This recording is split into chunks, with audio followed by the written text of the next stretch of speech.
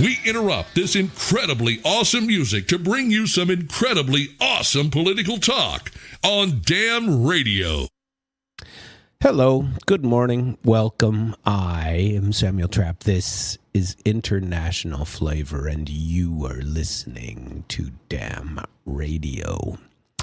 Feel free to send me emails. I never read it live at damnradio.com or samuelt@internationalflavor.com. Feel free to call in this morning, 573-746-8020. So I'm here watching all these news things on this vast array of television screens, and they're everywhere. And up pops the Little House on the Prairie. How about that? People are watching Little House on the Prairie. 4 women, or girls plus women, wandering around in prairie attire from the 1800s. And then, the heck was that guy's name? Landon? Michael Landon. On there, looking pretty good for a prairie guy. So, we have history right here in the making from the 1800s. Of course, Michael Landon was really the 70s, if I remember, maybe a little earlier. Who knows? Wasn't he on Western? What the heck was his name? Gunsmoke? Was it Gunsmoke? What was he on? He was Little Joe or something like that. I barely remember that. But anyway, it's not important. I don't even know why I'm talking about it. Just stuff pops up and my brain just dissolves into mush. And that happens sometimes. Very interesting news today. I have something that I want to review with you. There was an interesting speech from Lavrov yesterday that I want to go over, but there's plenty of things. Get this. So, a Ukrainian military aid critic, well, actually, he's not Ukrainian. He's a critic of Ukrainian military aid, has become the Czech prime minister. So, a right-wing Eurosceptic, that's what they call them. Have you ever looked that word up? It's somebody who's not a big fan of the EU. And his name is Andrej Babis. He campaigned on a promise to get rid of military aid to Ukraine and focus on their own domestic problems in Czech Republic. I've been to Prague. It's a beautiful place. Of course, this was in the 90s, and that was very gray. That's the first time I ever noticed that, there was, like, if you go to, I don't know, pick a place. Downtown Berlin wasn't gray. It was beautiful. Downtown Frankfurt was pretty nasty, I thought. But then you have places like Salzburg, Austria, just fantastic. White marble buildings, beautiful places everywhere. And Prague was nothing but gray. Everything concrete. It was no color. And it was really kind of odd to me. I was like, geez, this is depressing. I bought some crystal over there and a set of China. I wonder whatever happened to that. I think my daughter lifted it. Anyway, I don't know why I'm telling you about that. But the Eurosceptic Andrej Babis is now the prime minister. He was sworn in yesterday. And his party won a parliamentary election in October, but they never had a majority. They had to form a coalition government. And so he served as prime minister before, between 2017 and 21, and as a finance minister and a deputy prime minister before that. He's now 71. And he said, I promise that I will be a prime minister who defends the interests of all our citizens at home and abroad, and who will work to make the Czech Republic the best place to live on the entire planet. he wrote. Now, I'm not so sure about the entire planet deal.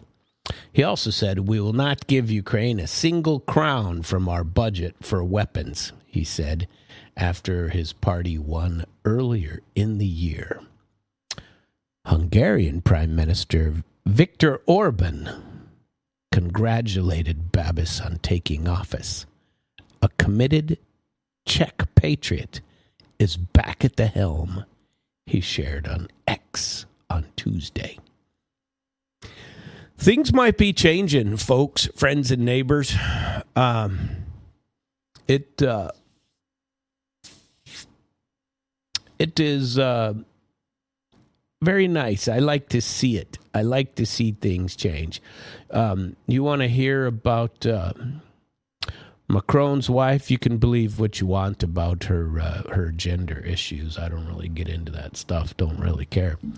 But she is under fire now. She has sparked outrage by referring to feminist protesters as stupid bitches. Earlier this week, a since deleted clip showed France's First Lady chatting privately on Sunday backstage with Ari Abaton, an actor and comedian who had previously been accused of rape. I don't know why that's important. But I suppose you need to know who you're dealing with. But the performer is touring for the first time since investigative judges decided to drop the charges due to lack of evidence. And the previous night, a feminist group, All of Us is how it translutes, and I think it means nous tout. I don't speak French, so couldn't tell you. Nous toutes, I think, had disrupted his stand-up show, and activists were wearing masks bearing the word rapist over the face, showing up in the audience and shouting rapist before being escorted out. In the leaked video, he jokes that he is feeling nervous, apparently referring to the possibility of protesters who might return. And Macron is heard responding, if there are any stupid bitches, we'll kick them out. A spokesman for the French presidency said on Tuesday that the French lady had been trying to calm the actor and had intended to only criticize what she described as the radical methods used to disrupt and obstruct the performance. Despite this, she was quickly criticized. Isn't that horrible? Marine Tondelier called the comment extremely grave, and Senator Agnes Evren described it as very sexist. Isn't that terrible? And we have U.S. lawmaker Thomas Massie, get this, is pushing for withdrawal from NATO. I believe, is that the wind? Holy shnikes. Anyway, I believe this might be something interesting that I should share. He says NATO is a Cold War relic and a burden for taxpayers, were his comments. He's a Republican. He has introduced a bill to pull out of NATO. And he said it drains trillions of dollars from American taxpayers. I do think frankly, that its time has, expired, let's say. But Thomas Massie happens to agree. He's from Kentucky, and he introduced the legislation yesterday. He said, we should withdraw from NATO and use that money to defend our own country, not socialist countries. I happen to agree with that sentiment. U.S. participation has cost taxpayers trillions of dollars and continues to risk U.S. involvement in foreign war. America should not be the world's security blanket. Do you remember Linus? He had a nice security blanket. Especially when wealthy countries refuse to pay for their own defense. I can't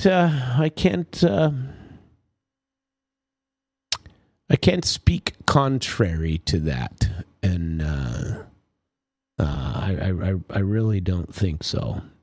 An old Trumpster is addressed as Santa Claus, and he's excuse me, I'm still sick. I'm struggling over here, and I can't seem to get rid of it. And if anybody has any eye pain relief, I don't know what's wrong with me, but it's like the eye socket is I don't know, I'm dying over here.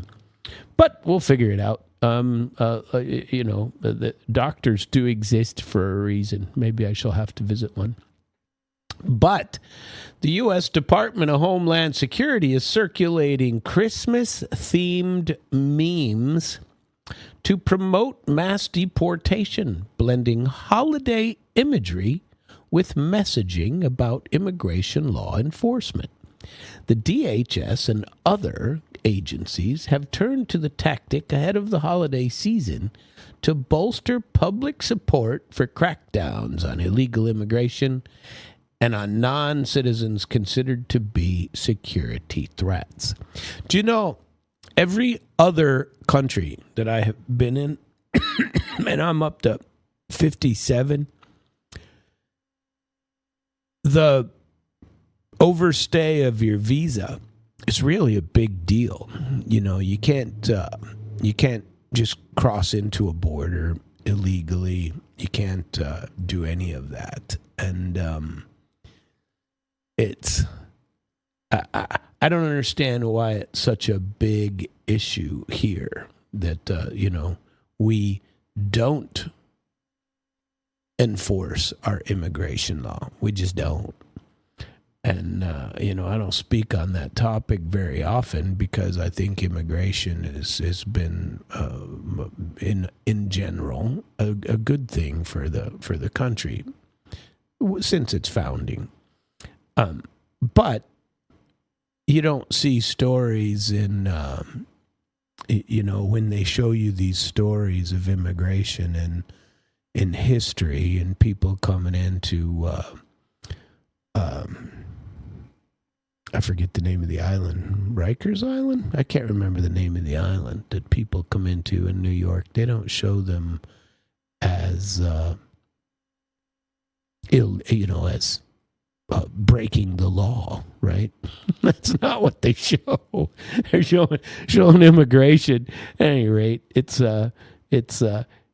one meme that was posted showed security personnel wearing Santa hats and stringing lights on their own gear, and featured the message, "You're going ho home."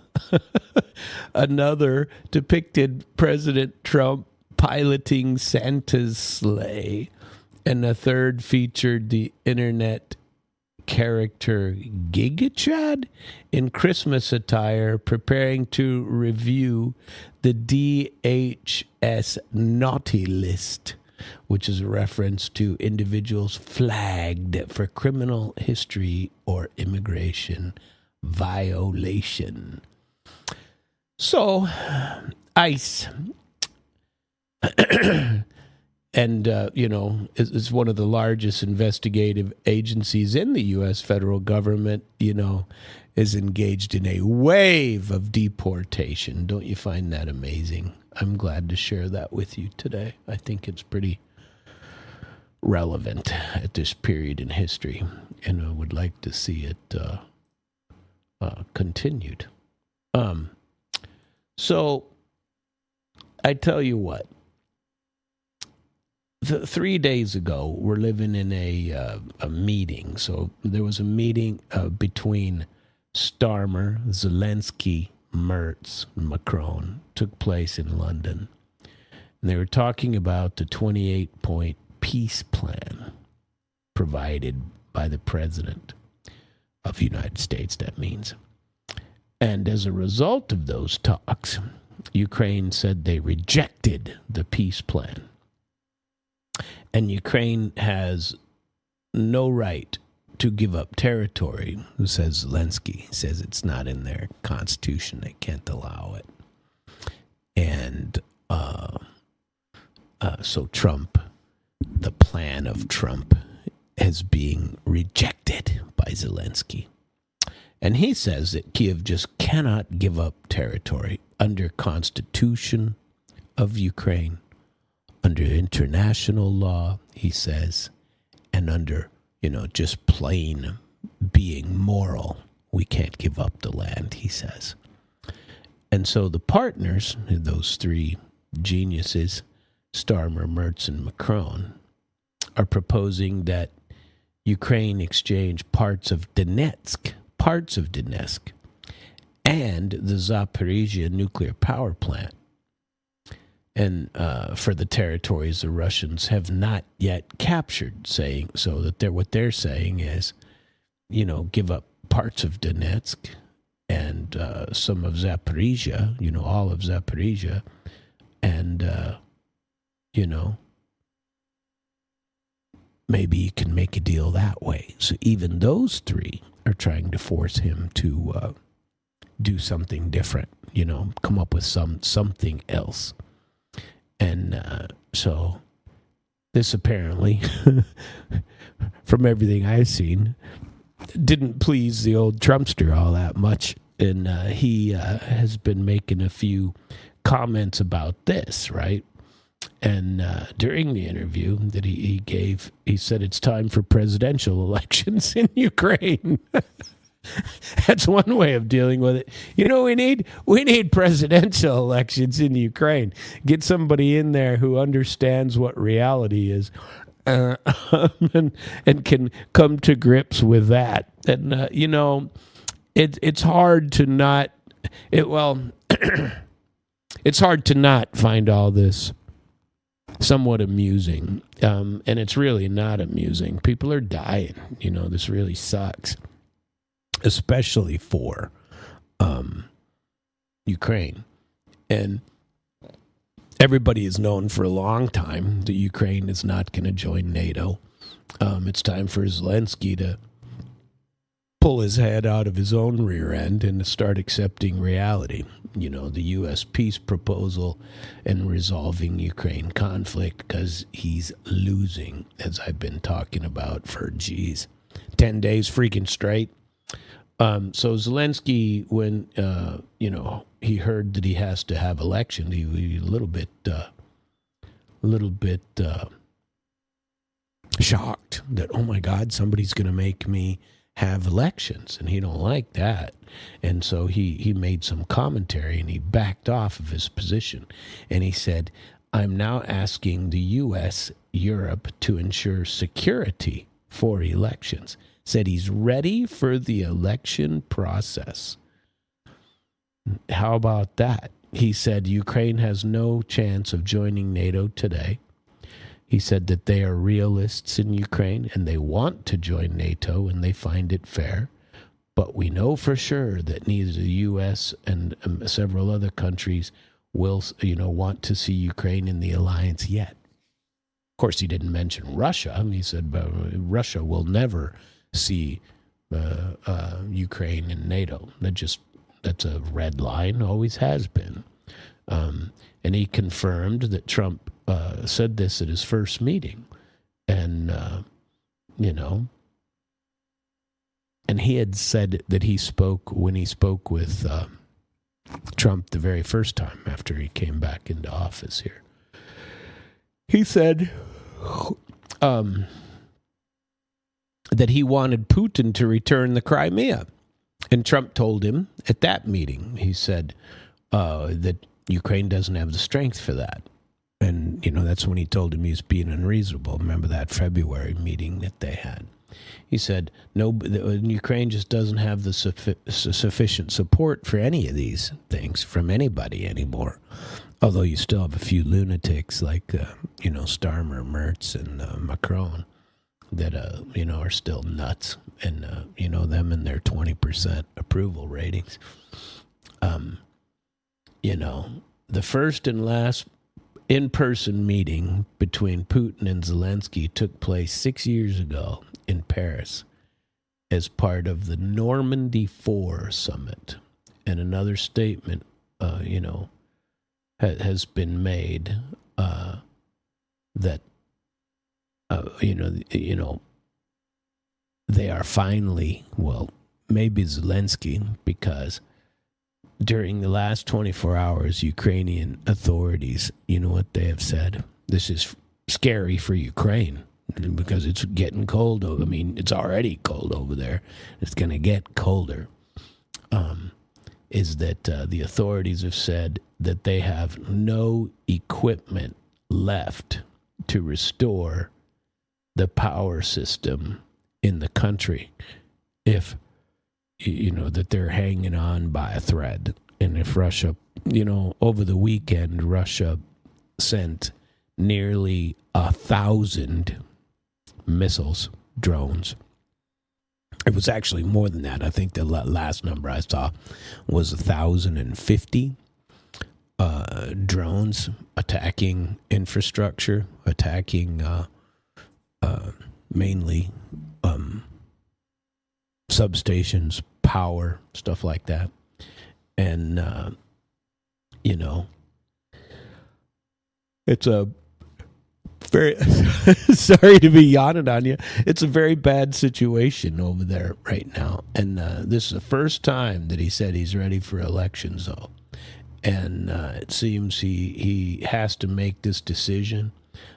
He's got to accept something or start negotiating somewhere in these, do something on the Russian demands. But once again, he's thinks he's smarter than everybody in the world, He says, I'm asking the U.S. and Europe to ensure security for the elections, right? He says that he's ready to carry out elections within 60 days after the sky above Ukraine is secure. Now, that's pretty slick, isn't it? That's pretty sneaky. He said, so once the sky is secure over Ukraine, once you guys protect me, then I will have elections, right? He's still playing games. He says that the U.S. and America and the European Union has to close the sky above Ukraine, bring down every missile and every drone. And if that happens, then Ukraine will carry out elections. And, so basically he's saying, come on over, join us, put an iron dome over Ukraine, basically. And then I'll have an election, he said. That's not exactly what he said, but basically, that's what he's pushing for. Is, he's a sly dog, isn't he? But Russia will never accept any foreign troops on territory of Ukraine, and this is what we heard in Lavrov's part of what we heard anyway in Lavrov's press conference yesterday. That was rather interesting, and I think it needs to be discussed further. But and I definitely plan to discuss it more. It's nonsensical. Well, I guess it's not nonsensical. I shouldn't say that. That's it's. I suppose if you could secure the sky above Ukraine and in return get I'm trying to come up with a way to resolve this war that somebody could propose that nobody really has and has suggested before, you know what I mean? And to get a new election, because if they do, the war will be over anyway, because it's kind of a catch-22. So if you have the elections, Zelensky will no longer be president. That's all there is to it. And I think that it would be a good result to end the war and get rid of Zelensky. I mean, you get rid of Zelensky, the war's over anyway. There's some argument that Zelensky, the guy who ran over to England, he would continue the war, and I think, hang on, I'm typing at the same time. Sorry, and I've never been able to do two things at once.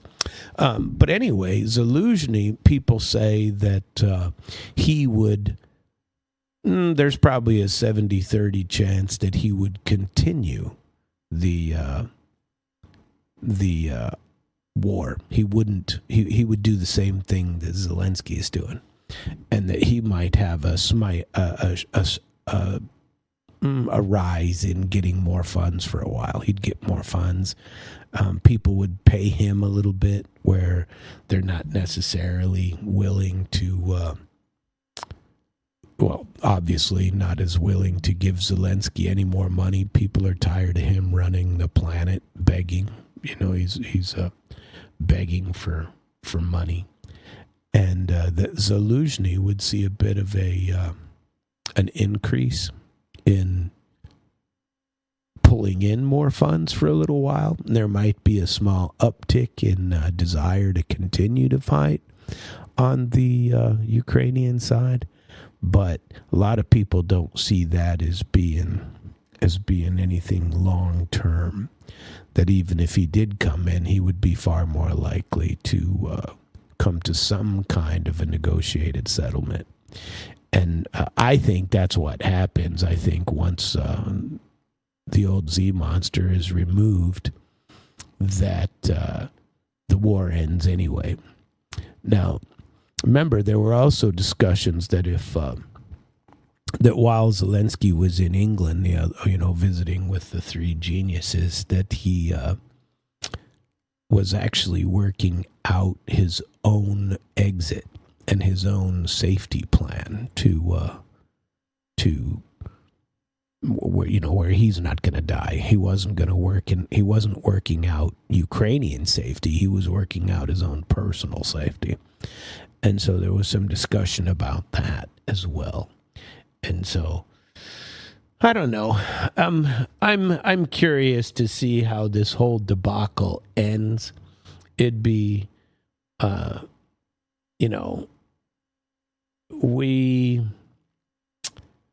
Zelensky's got to make some sort of a decision, and this simple phrase, you close the skies and I'll have elections.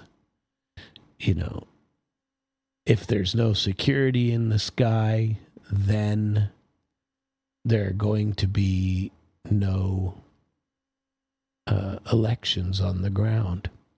So at this point, this is the alternate reality that Zelensky is living in. He still thinks that they have a possibility of winning, and you heard over the same weekend, you heard Putin say that we're going to achieve our goals in Ukraine. We will achieve them one way or the other. So he has said that, and he's citing it as a historical fact. No conditions, no nothing. And so without Donbass, without Novorossiya, he isn't going to stop the military operation, Putin. And the Donbass is Donetsk and Lugansk. Novorossiya is the other territory that he took, or is in the process of taking.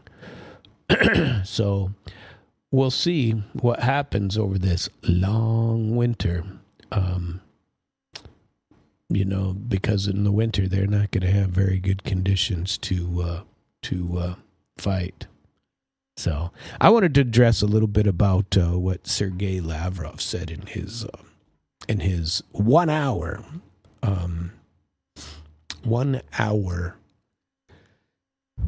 appearance He was at the Federation Council's stressed that Russian diplomacy's top priority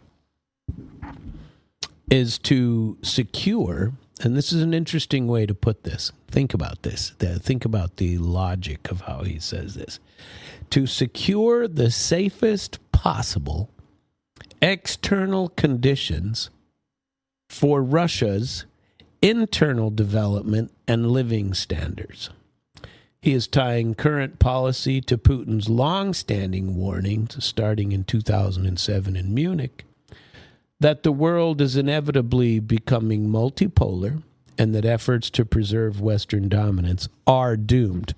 If you haven't ever listened to that speech, I wonder, maybe tomorrow I'll find that speech for you and share it with you, because as I've said to you before, prior to Vance this year speaking at the Munich Peace Conference or Security Conference,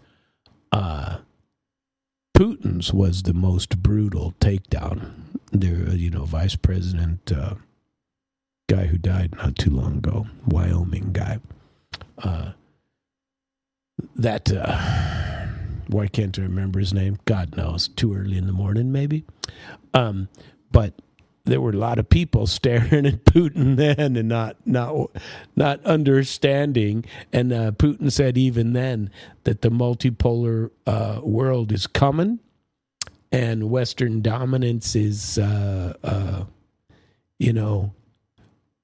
the way. He didn't say out the door, but he said the world's changing, and we need to figure that out.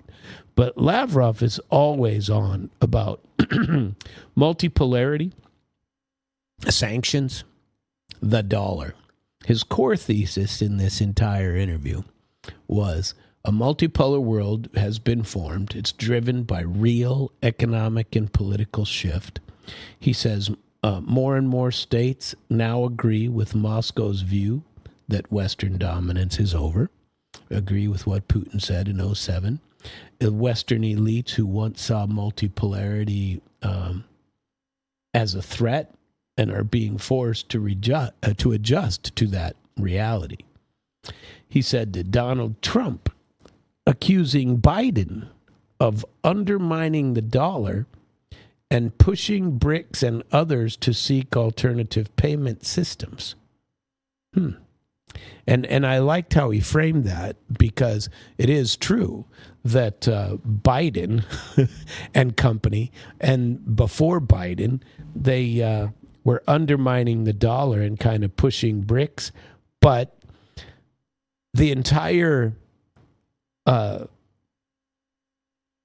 global elitist group of people has been pushing dollar dominance for decades, so I hate to blame it all on Biden, but most recently, the sanctions using the dollar as a weapon has always gone on, but over the past 10 years, it's gotten even worse. And Lavrov preaches about this all the time. He argues the dollar has been abused as a political weapon, and states of the world's majority are ensuring themselves against Western dictatorships, was how he put it, by building alternative financial channels. And the trend is not just in BRICS, but it's quite a bit wider. Countries are starting to use their own currencies and not the dollar to trade. They're starting to create their own insurance systems.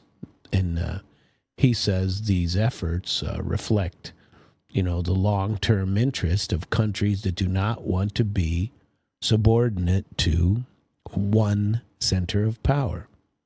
And so his conclusion is that de-dollarization and multipolarity are structural processes that are going to be continuing for some time, and accelerated, they've been accelerated and are being accelerated because the globally dominant financial system is being used as a weapon and overusing sanctions.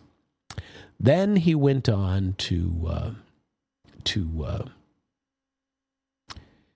Ukraine, Europe, and Russia's western flank. He said that Trump wants a diplomatic settlement to Ukraine. He mentions a visit to Moscow on the 2nd of December by Stephen Witkoff. And, they discussed the American proposals, and they have agreed to keep on talking. But he says that says the same thing that he's been saying for 10 years at least. Well, it's more than that. Since 2014, since the coup. He says that any settlement that's going to bring stability to this region has to address the root causes, NATO expansion, attempts to pull Ukraine into NATO, and the rights of population, Russian population, whose rights were trampled after 2014. People being killed, their homes blown up, that kind of thing. And he blasted, once again, Brussels and NATO leadership. He says they've invested all of their political capital in a proxy war against Russia at the hands and bodies of Ukraine. And they cling to the illusion of defeating Russia even as they themselves run out of money and contemplate seizing Russian assets in violation of international law. So these activi they got there with these assets in 20 billion or so of which are held in England. And you've heard, I think I reported on this a couple of days ago, that in England they have said that, if Brussels gives up the first big chunk, we'll add 6 billion of the 20 billion that we're holding of Russia's money here in England.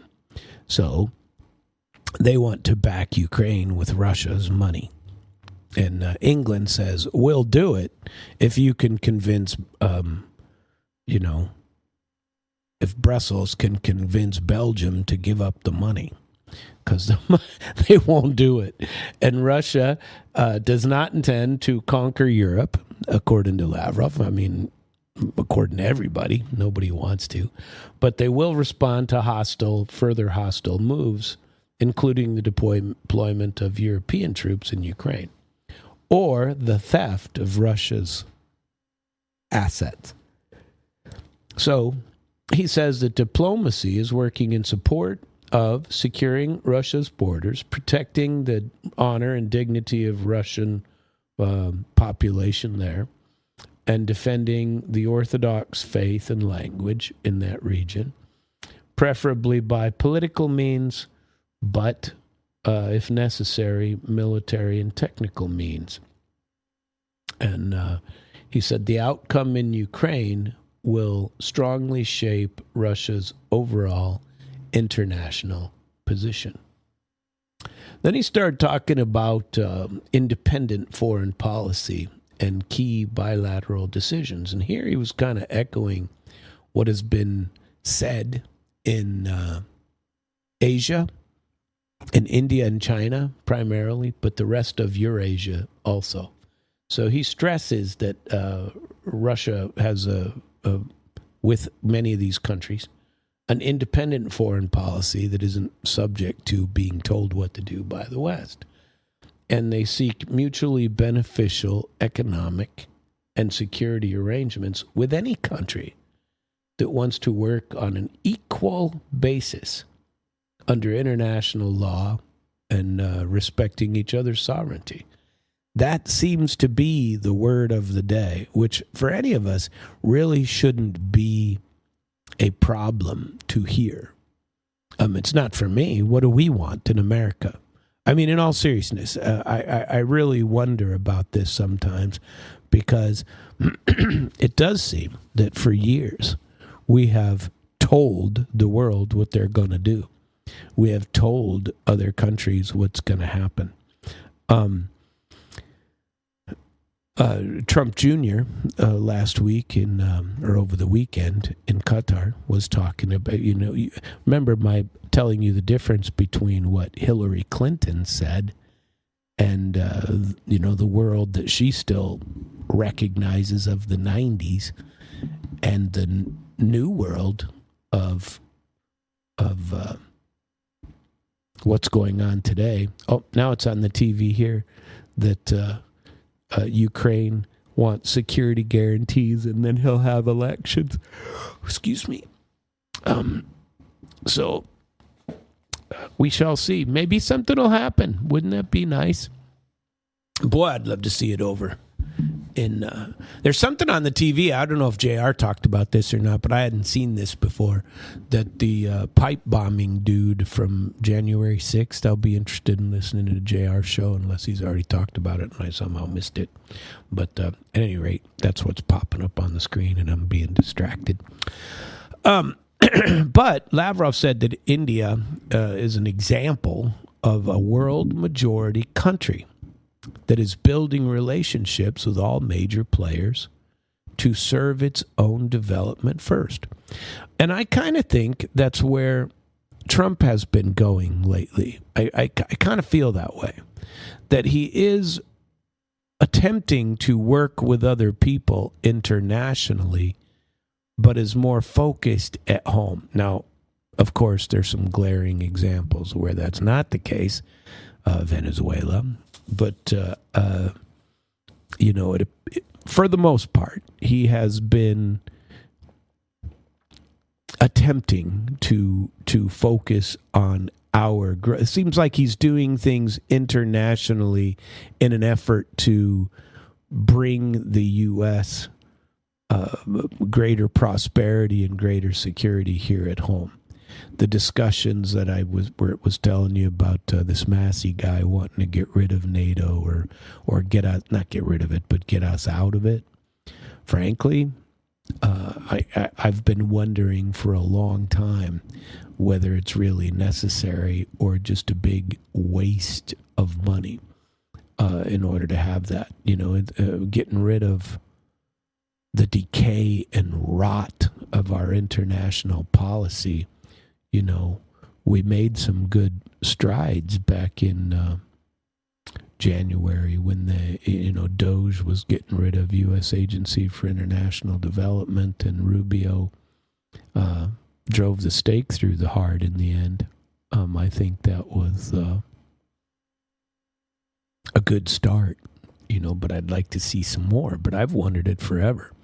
I remember, I've said this too many times, that when I was serving in the diplomatic corps back in the 90s, that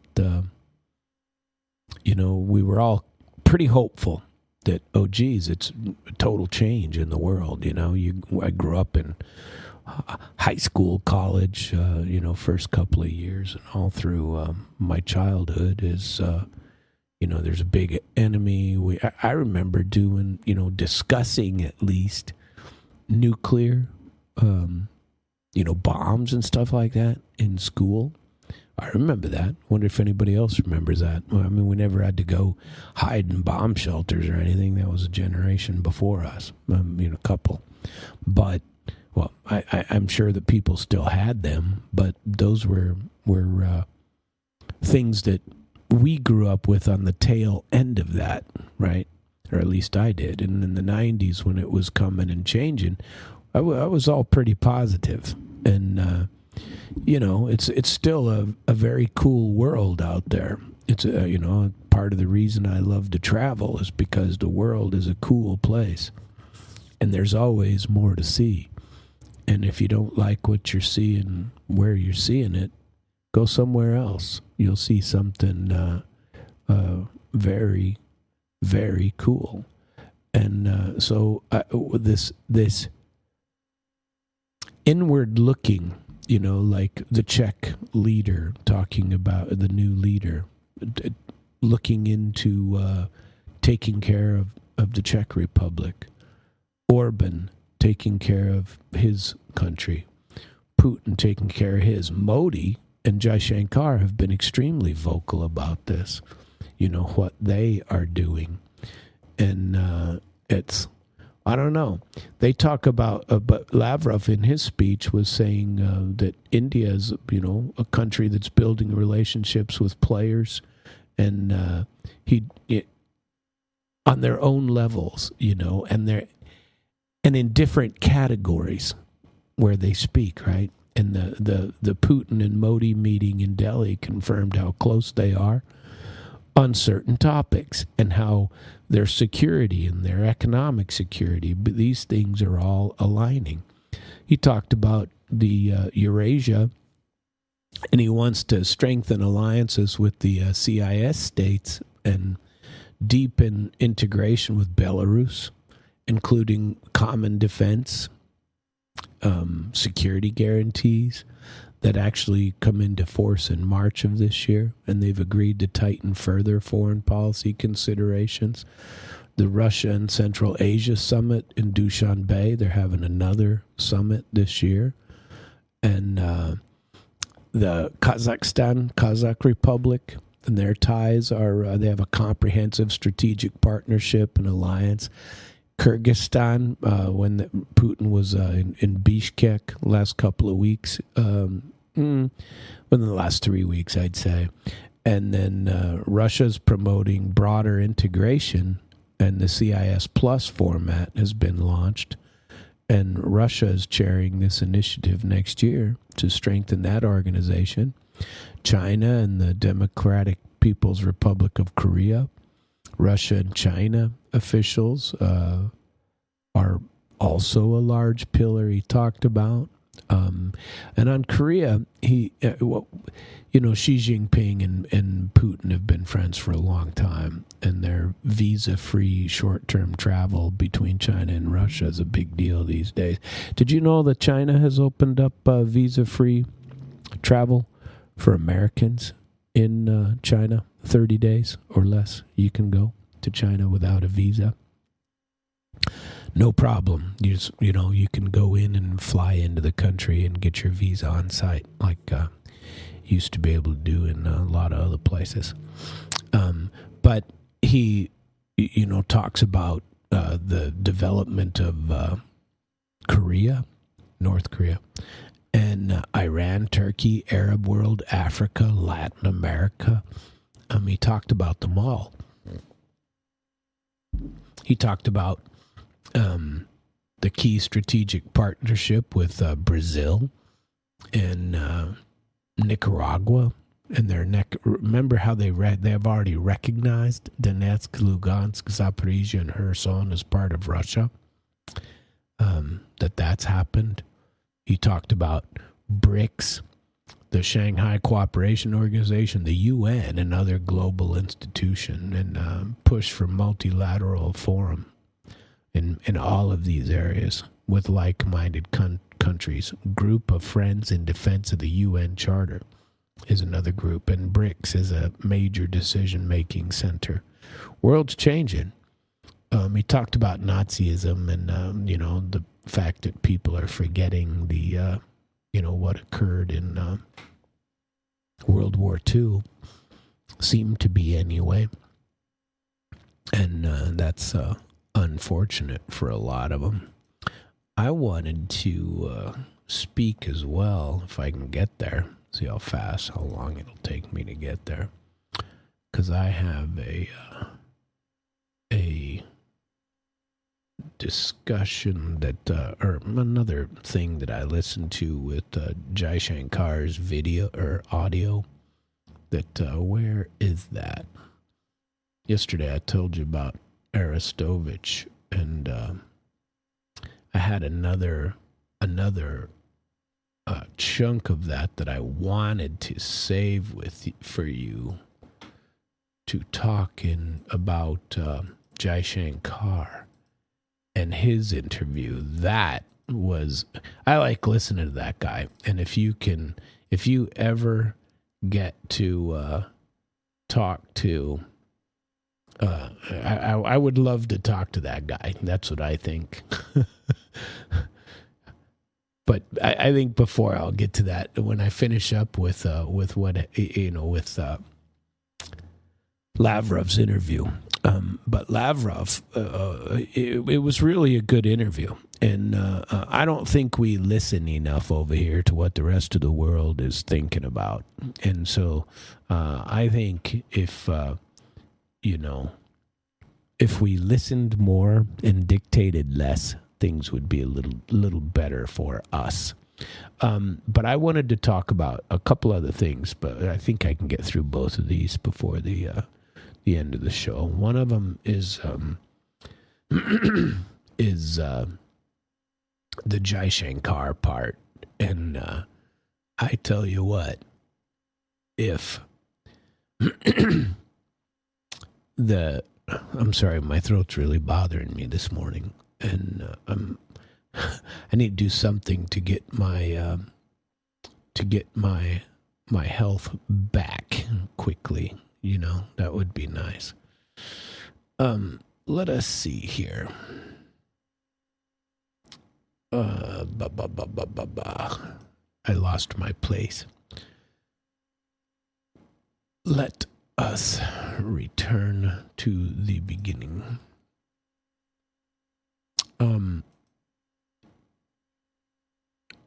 Where is Mr. Jai Shankar? I think we've lost him. Well, sorry. I definitely have lost my place. Well, I'm going to go back to the beginning, and I'm going to go back to because there's some other things I wanted to talk about. Excuse, I'm really sorry. Ukraine military is getting criticized in a lot of other places too, and they not military, but the military efforts and the continued drive of all of this. And there's been quite a bit of discussion on that topic and the losses that they are incurring, unfortunately, on the battlefield. And that is becoming more and more prevalent here in the past couple of weeks, where they're finally starting to talk about the losses on the battlefield.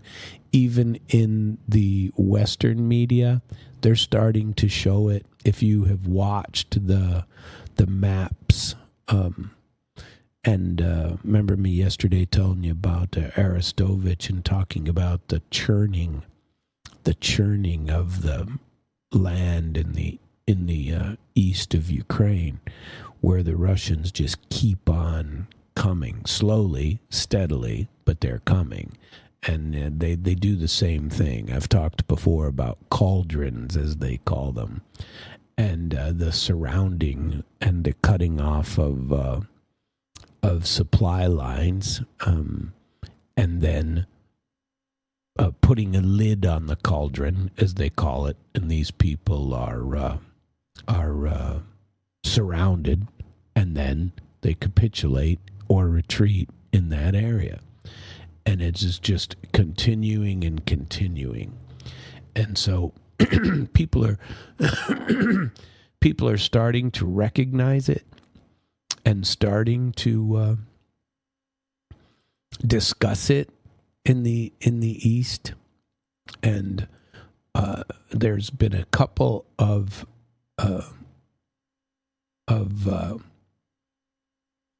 these stories that have come out that sorry, that are just that Ukraine might want to consider the capitulation now. And it's coming from multiple different areas. And, Trump's security strategy, and not giving more money out to other countries kind of focuses on it as well. And there was a spot of that when you read it, and when you talk about these losses that are just colossal over the last 3 to 6 months that are just colossal. Russia has made a great deal of gains in this year. And I don't understand why we aren't talking about it more on this side. I don't know if you ever get the chance, but if any of you watch YouTube, you can go out and look for one of those map places that shows the mapping, like watch Ukraine in maps in 2025. And they will show for you the start of the year and then a daily incremental gains. And then if you watch it for 2024, it was nowhere near as prevalent, you know. And but now it's finally coming in. People are, you know, like I said, Trump giving Zelensky days to respond to this peace plan that they have put out. That has been a pretty, you know, he wants a deal by Christmas Day, right? And he wants a deal before Christmas. The Financial Times put out yesterday. One person told the Financial Times that U.S. President Trump was hoping to reach a deal by Christmas. And Zelensky told the U.S. envoys that he needed time to consult with his European backers, right? And he said, I mean, remember last month, Trump said he wanted agreement by Thanksgiving. And he later said he didn't have a specific timeline, but he submitted this plan. Zelensky acknowledged his trip to London, that the U.S. is pushing him toward compromise, but he can't give up on territory. And here's another article saying that steady gains on all sectors of the front line, while Ukrainian commanders are complaining of being outgunned, unable to replenish any of their equipment, unable to replenish supplies, ammunition, conscripts, new people, and this liberation of Pokrovsk, which is Krasnoarmeysk. You know, Putin talked about it being a bridgehead for further development. The war will be over one way or the other. And there's a saying that when I used to practice law, that you would always want, you know, one of the things I like to tell all of my clients, especially in trial scenarios where you're going to go and there's a risk that you might not get something. And the way they put it is a bad deal is far better than a horrible result on the battlefield. A bad deal. A bad deal is better than a horrible result in front of a jury or in front of a judge who you don't control, you know. And somebody needs to have that discussion with the old Z monster and get him on board somewhere, because what I keep seeing now is that he's not doing his country any favors. It'd be different if they had an actual shot at winning. If any of the things that we'd heard over the last 3 years were true, which they're not, you know, if any of the activities of the Ukrainian military on the ground were successful, and they haven't been, you know, they have limited success. But what is it that people say to you? It doesn't matter your intentions. What matters are results. You know, give me some results. Give me something a little more than what we're getting here, because we're not seeing anything come out this well. There was an interesting article. This came out actually a few days ago, which I meant to share with you and I didn't. And You remember me talking about this CIA analyst, Larry Johnson? For some reason, he is getting a lot more play in the on the Russian side of the world, and getting more and more articles published. And he talked about, and this is, I'm going to share this with you because I found it rather interesting. He's a former CIA analyst, and so he said it's one thing to produce a national security strategy, but the real test is whether or not President Trump is serious about implementing that strategy. I shared it with you the other day.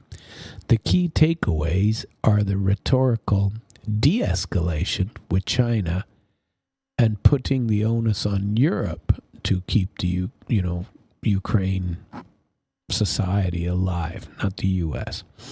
And this 2025 national security strategy, released by the White House last week, is a potential profound shift in foreign policy, right? This 33-page document embraces an America First doctrine.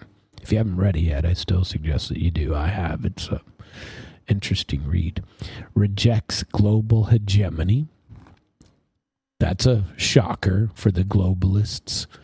And ideological crusades in favor of pragmatic, transactional realism focused on protecting core national interests, homeland security, economic prosperity, and dominance of the Western Hemisphere. It critiques past U.S. overreach as a failure. Now, I think that goes a little bit too far, but it certainly weakened America. It, positions Trump's approach as a necessary correction to bring in what he calls the new golden age. And this strategy prioritizes reindustrialization, wants to grow the U.S. economy from 30 trillion to 40 trillion by the 2030s. He wants to have excellent border security and wants to focus on deal making over unilateralism or democracy promotion, these type of things. It accepts the multipolar world, and it downgrades China from a threat to an economic competitor and calls for, very selective engagement with adversaries. But Trump's actions, this is according to Larry Johnson, during the first 11 months of his presidency may be contradictory or at least inconsistent with this written strategy. So the document is unapologetically partisan, credits Trump personally for brokering peace in 8 conflicts and securing a verbal commitment at The Hague for NATO members to boost their defense spending to 5% of GDP. It elevated immigration as a top security threat, advocates lethal force against cartels. No, I disagree with that. And dismisses climate change and net zero policies as harmful to U.S. interests. The document organizes the U.S. strategy around 3 pillars: homeland defense, Western Hemisphere economic renewal, with another set of focuses on partnerships in Asia, Europe, Middle East, and Africa. So the major rhetorical shift compared to the previous strategies released from Trump 2017 and Biden 2022. So unlike, this is all Larry Johnson's analysis, not mine, but unlike Biden's 2022 national security policy, which emphasized alliance and great power competition, or even Trump's 2017 version, which named China and Russia as revisionists, this document ends America's forever burdens abroad, and it prioritizes the Americas over Eurasia, frames Europe and the Middle East as deprioritized theaters. So that was one big difference. There was an ideological retreat. Democracy promotion is explicitly abandoned. The quote is, "We seek peaceful commercial relationships without imposing democratic change." And I say, as did he, tell that to the Venezuelans. Authoritarians are not judged, and the EU is called all by itself anti-democratic. Well, they aren't very democratic over there. Then he talked about confrontation. Europe faces scathing criticism for its migration problems, free speech curbs, and the risk of civilizational erasure. Demographic shifts that make nations unrecognizable in 20 years. And the U.S. vows to support patriotic European parties resisting this. China policy acknowledges failed engagement and seeks mutually advantageous ties, but deterrence. Taiwan is still a priority. No tech dependency, though. Multipolar acceptance. This was a big deal when I read it. Invites regional powers to manage their own spheres. Japan in East Asia, Arab-Israeli bloc in the Gulf, signals U.S. restraint to avoid confrontation. That is a new look. I got to tell you, I find that to be very new, because we're always doing this. This national security strategy represents really a seismic shift in America's approach to NATO. It emphasized the shifting burden over an unconditional leadership. It frames NATO not as a values-based community, but as a partnership in which U.S. commitments like troops, funding, nuclear guarantees are tied to European allies meeting much steeper new demands.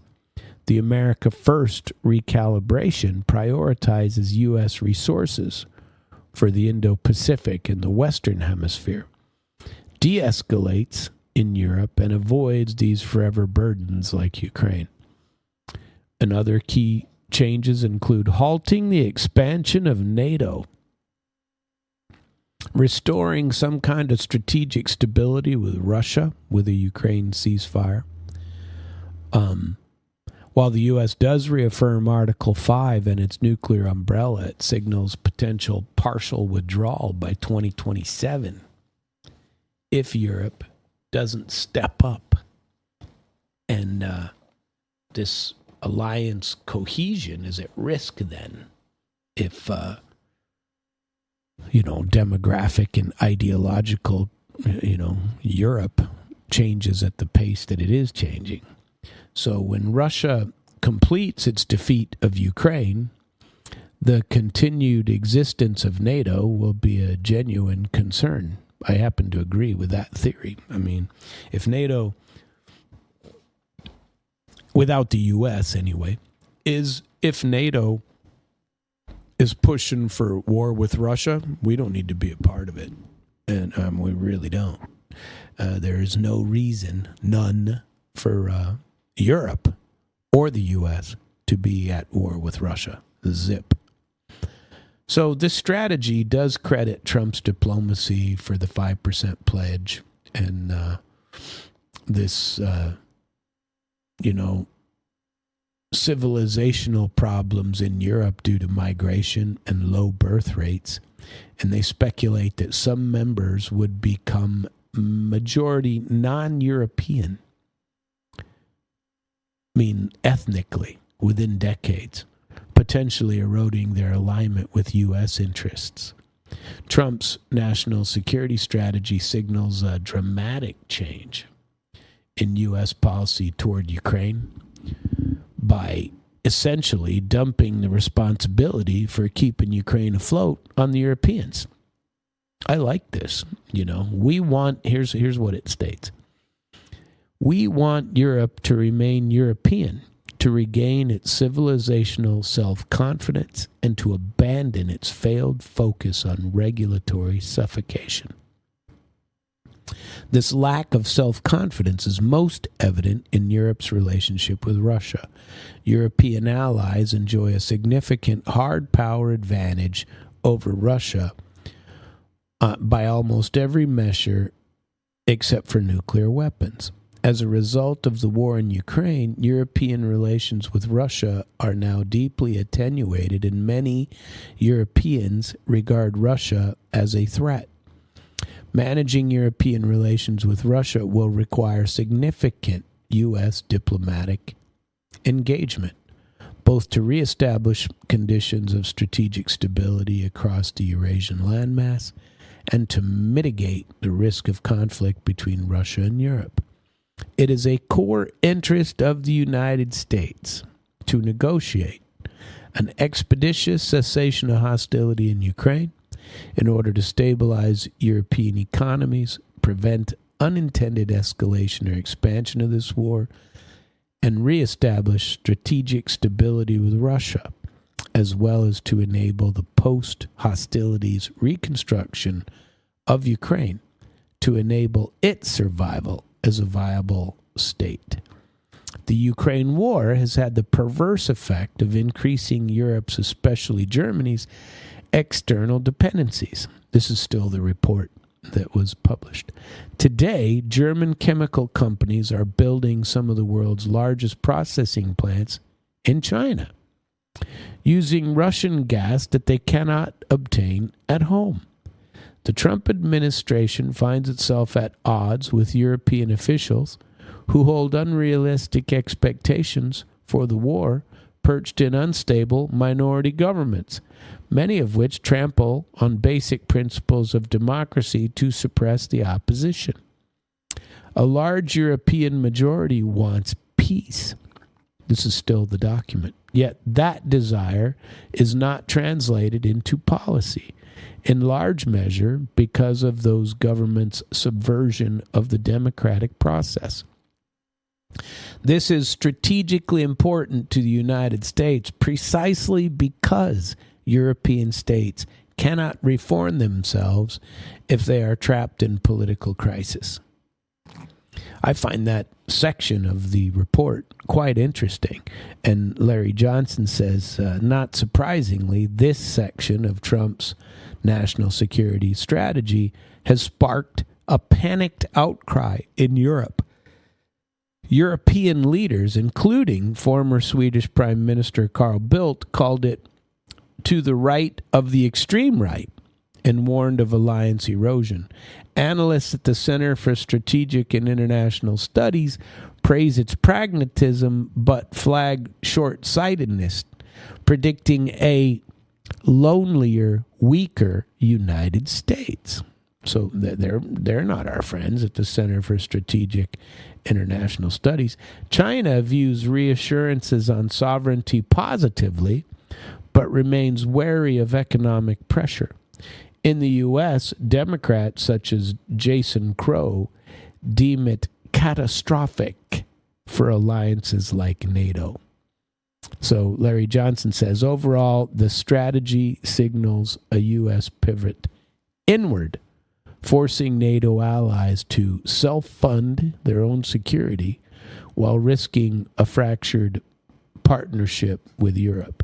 It positions America as a wealthy hemispheric power in a multipolar order, betting on deal-making, transactional, and industrial revival to sustain global influence without overextension. So, I've read the national security strategy, and in large part, I like to read things and then ponder them for a little bit, and then decide what I think about stuff. And this national security strategy, I generally view as quite positive. And I have some concerns, of course, because we are stepping back. It does appear that we are stepping back. I also, as usual, have very serious concerns that, this national security policy, when you look at other countries like, especially for me, India, China, Russia, they have much longer term sorts of policies. And this national security strategy, when the next president comes in, be he Republican or she Republican or Democrat, we change direction. And I've mixed feelings about that change of direction too. But the rest of the world sees us as less than stable because of this massive changes and going the other direction. Because remember when we were building, when our leaders, our founders were building this republic way back when, part of the discussion was that you have to be flexible. They even discussed empire and the way that empires rise and fall. It was discussed back then, and we were supposed to be more flexible as a democracy of the three branches of government and all of that of going through. But flexibility has turned into a bipartisan horror story that has gone on for decades and probably longer. That is just, I don't know how you change it. I'm not sure what you do. I've always advocated for a third party of some sort because the bulk of us are middle of the roaders.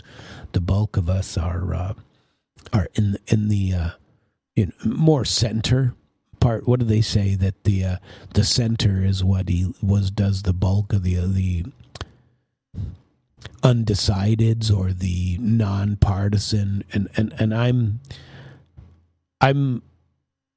I try not to pick the party. I try to pick the person. I've always done that. And I try to find out, and I've actually been in a voting booth before and not picked anyone in certain elections because I don't know anything about them. And so therefore I don't pick or choose. If I try to make sure that before I go that I have studied the issues, before I take it serious. And if I get in there and I haven't done my homework, the dog ate my homework or whatever excuse you get to come up with in 8th grade, I don't pick just based on party. I've never been that way. And I know a lot of people especially when I was in the military, especially under, Reagan, Bush, then Clinton, it was pick your party. You picked a party. I'd never do that for a judge. I'd never do that for a prosecutor. No way. And I can't see doing it for a local senator, right?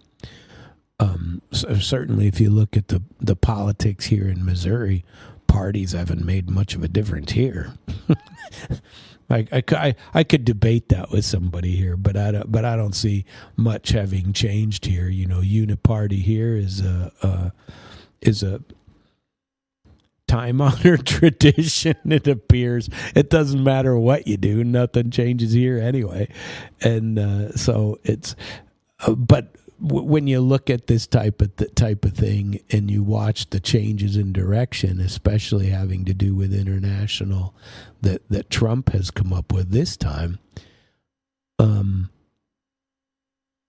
I think it's mostly positive when you look at it.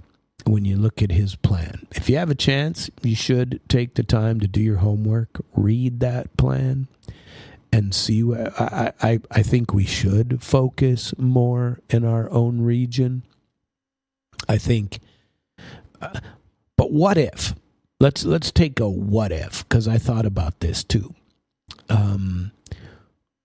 with all of the BRICS, remember the day after he was elected in November of last year, and Trump was elected, and we knew he was going to win. It was within the next day, 2 days, maybe 3, was the very first time I ever heard Donald Trump mention BRICS. And he may have mentioned it prior to that, but I never heard it if he did. And he sure as hell didn't talk about it really on the campaign trail. And when he talked about BRICS afterward, it was, we're going to punish them. We're going to punish them if they try to de-dollarize. And I can't remember who I was having a discussion with, but they were like, oh, but Trump likes to negotiate on the fly. He's just setting some boundaries. He's just throwing out feelers, stuff like that. And a lot of people believe that, the more, I don't know what, offensive that Trump is, or the more brutal he is in some of the things he says, he's actually just positioning for a deal. He's talking position. And so he's throwing out feelers. And I think, what if you look at it from this point of view? What if Trump is acknowledging that the Eurasia, Russia, India, China, and company, all of the stands and all of that, are not a lost cause, but aren't worthy of wasting our time and money on, and we would be far better suited to focus in the Western Hemisphere. We haven't done anything with South America in forever. Not that we haven't had relationships with them. We have, but we haven't tried to force anything like that since, I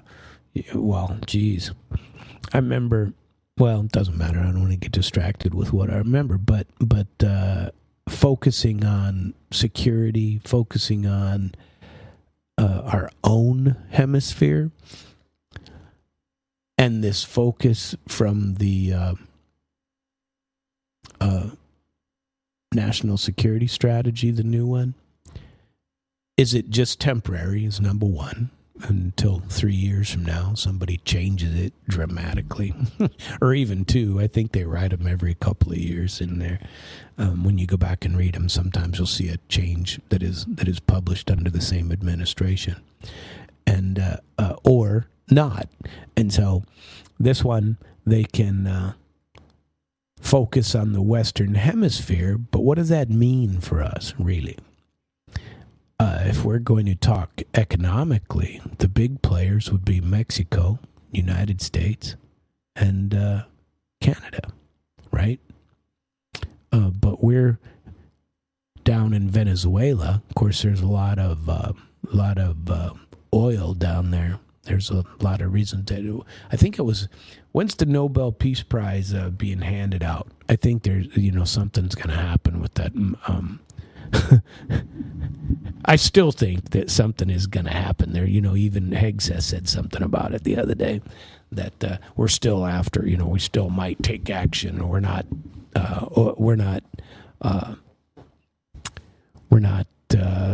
denying that there might be some on the ground activity in Venezuela.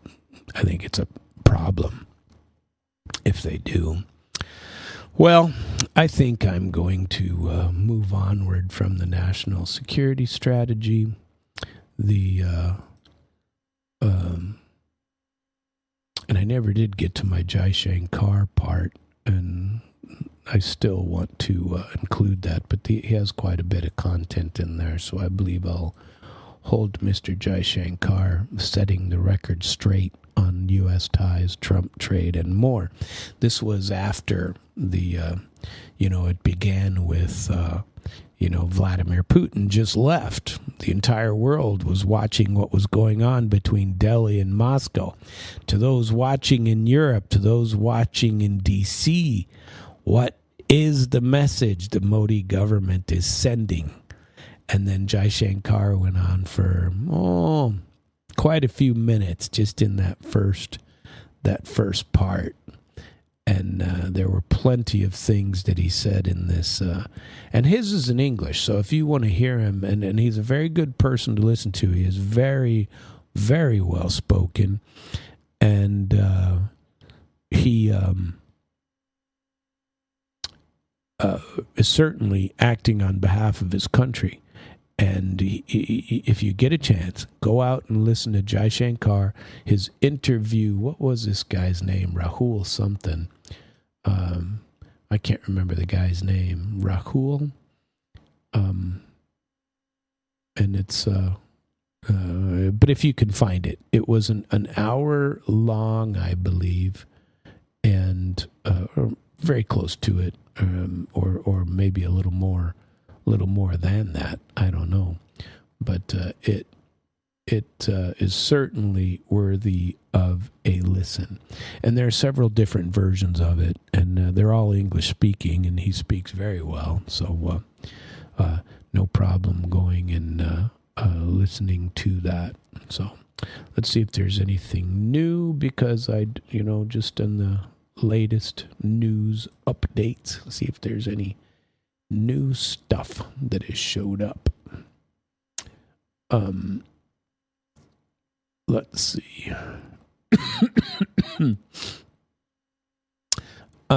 Zelensky has made a response, it looks like. Where is this? Yeah, this is pretty new. Yeah, they're just rehashing his statement where he said that you provide security for us and we'll have elections. The same thing. Where the Russian flag is raised, it will not be lowered. Inside the life of the nuclear city near the front line. Energodar is what the name of the city is in. So, following the expiration of the ceasefire in the area around the Zaporizhia nuclear power plant, which was established in late October to repair damaged power lines, the Ukrainian armed forces have intensified the shelling of Energodar, the town nearby. Last month, kamikaze drones attacked the town daily, with one strike hitting the Center for Children and Youth Creativity.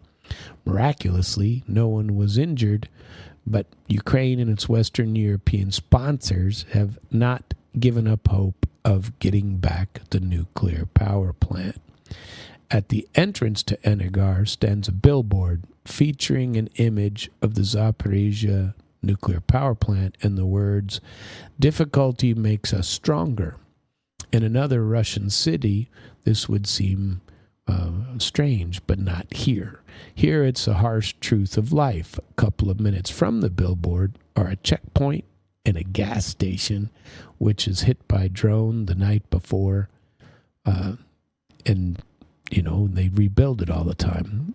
2 days earlier, a man was injured when a drone attacked the garages in city limits. So there's plenty going on in the world for us to review. I apologize for being under the weather today. I am actually thinking I may take a day off tomorrow, and I have started the longest day and the best day in damn radio, which is Wednesday, the longest day in radio for us. We have 5 or 6 shows that show up. I hope you listen to all of them today, and I know that I plan to listen to most, if at all possible. We have a schedule that comes up with me. I get to start the day. The damn swag comes up after that. Gabby Hayes Show, a really big show, Search for Solutions, and the Ike Skelton Radio Show finishes us off. You are welcome to listen to us at thedamnradio.com/podcasts and continue there.